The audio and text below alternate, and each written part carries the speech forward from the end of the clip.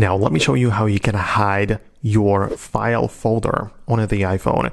Let me explain it and show you how it works. If you're new here, subscribe and we can get started. So we open up the Files app, and as you can see in here, I have a folder which is called Private Folder. So I have to click on it. You can see I have some documents, photos in here, whatever, and I just want to hide the whole folder.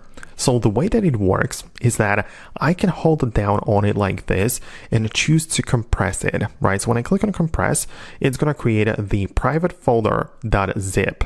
So it basically puts all of the files into one zipped folder, one compressed file. So what I'm going to do with this is that I'm going to hold down on the private folder.zip, click on rename, and change the extension to be something else, to something random seemingly. So I like to type in the .info as the extension, and to make it even more private, I'm gonna rename it to something else, right? Say something generic like I don't know, like file.info, right? So you can see that it asks me if I actually want to proceed with it. So I'm going to use .info like that, and I have file.info. So when I tap on it, it seemingly doesn't show anything.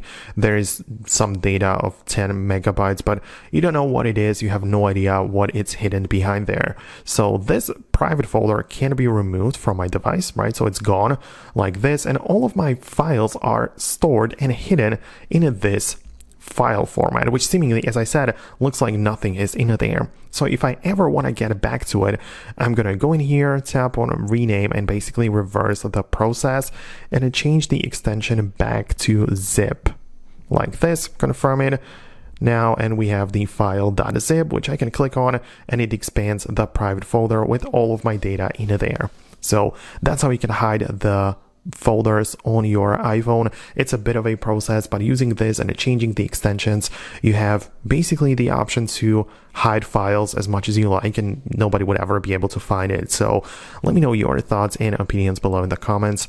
Thanks a lot for watching, and I'll see you in the next videos as well.